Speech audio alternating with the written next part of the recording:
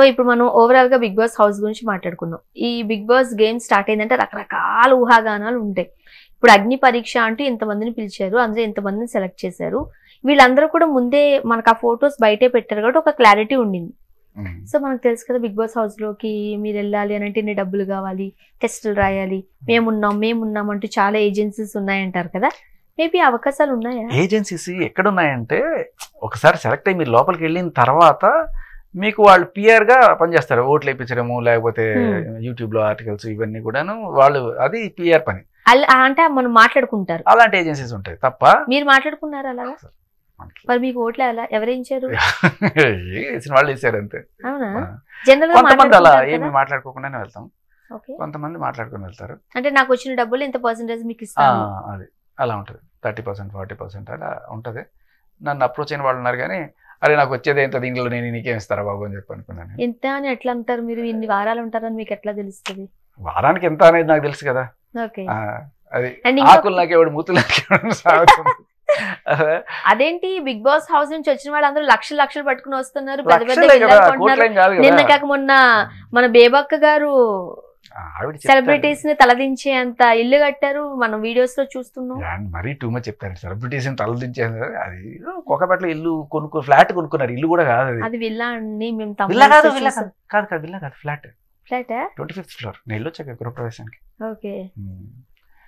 Celebrities తలదన్నే ఇల్లు, మహేష్ బాబు గారి ఇల్లు తలదన్నే ఇల్లు బాగుంది. అంతేగాని మరి మీరు అన్ని డబ్బులు వచ్చినప్పుడు, అన్ని డబ్బులు ఏం రాలేదండి. ఇప్పుడు బిగ్ బాస్ హౌస్ నుంచి వచ్చిన తర్వాత లక్షలు వస్తున్నాయి లేదా రెమ్యూనరేషన్స్? నా జీతం నాకు వస్తుంది, ఎఫ్ఎం లో పనిచేస్తుంది దానికి, అంతే. వారానికి ఇంత అని అంతే. బయటకు వచ్చిన తర్వాత లేదు, బయటకు వచ్చిన తర్వాత వేరే ఉంటాయి కదా. కానీ ఒకటి చెప్పండి, బిగ్ బాస్ కి వెళ్తే ఇది నా సెకండ్ జర్నీ స్టార్టెడ్ ఇట్లా అట్లా చెప్తున్నారు కదా. బిగ్ బాస్ హౌస్ నుంచి బయటకు వచ్చిన తర్వాత ఇది నా డౌటే పర్సనల్ గా, రవి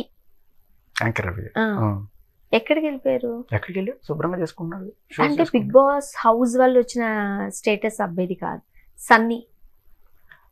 మీరా అదే అది ఎందుకలా అనుకుంటారంటే సడన్ గా మొన్న వచ్చిన అబ్బాయి సోహెల్ ఏమయ్యారు?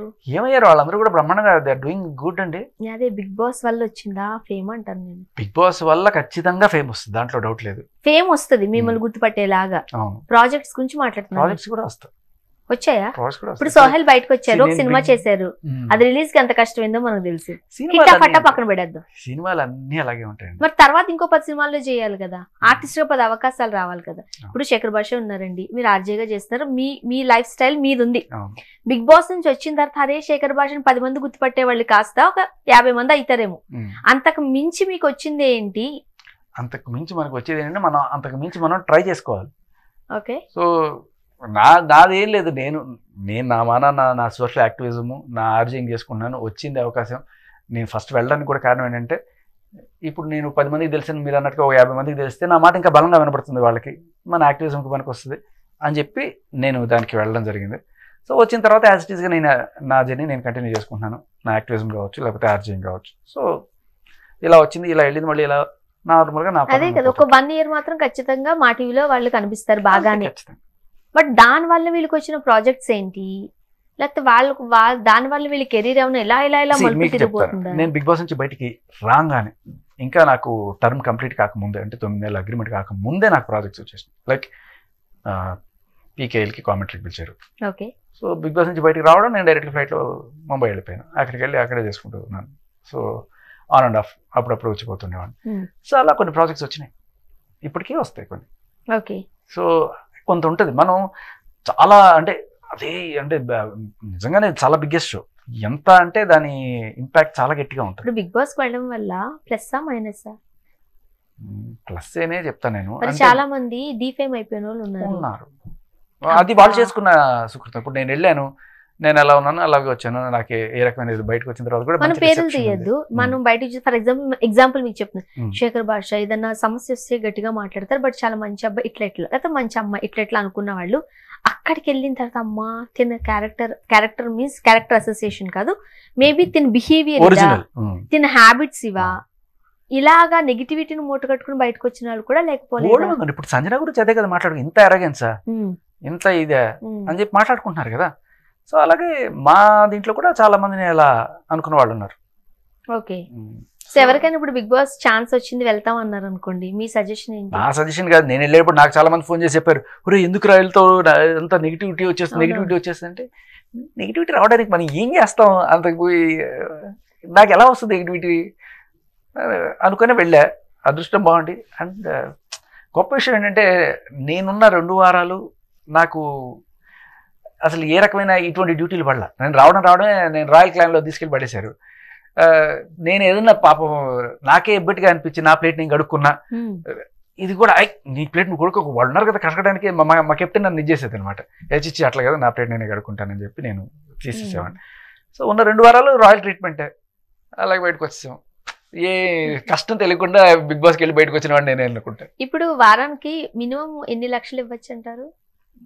స్టార్ట్ అవుతుంది 1 నుంచి వాళ్ళ మినిమం ఒకటైతే మినిమం ఉంటుందండి, ఖచ్చితంగా ఒకటైతే ఉంటుంది.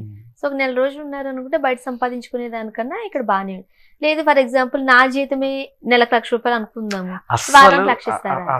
క్యాలిక్యులేషన్స్ ఎట్లా ఉంటాయి? అసలు మీరు డబ్బుల గురించి థింక్ చేయడం మానేయండి. ఎందుకంటే బిగ్ బాస్కి వెళ్ళాలని అనుకున్నప్పుడు మీకు అక్కడ 1,00,000 వస్తుందా, 2 లక్షలు వస్తాయి, మహా అయితే ఎంత 4 వారాలు ఒక 10 వారాలన్నా కూడా వాడు 70 లక్షలు సంపాదించాడు. 70 లక్షలు ఏ పాటి ఎక్కడికి వస్తుంది?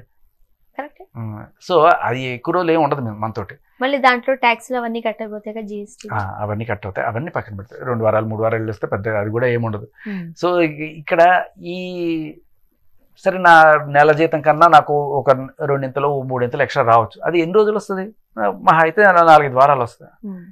దాని గురించి ఎవ్వడు వెళ్ళండి బిగ్ బాస్కి. డబ్బుల కోసం వెళ్ళే వాళ్ళు చాలా చాలా తక్కువ. But it's only because of recognition that gives bad recognition big బాస్లో.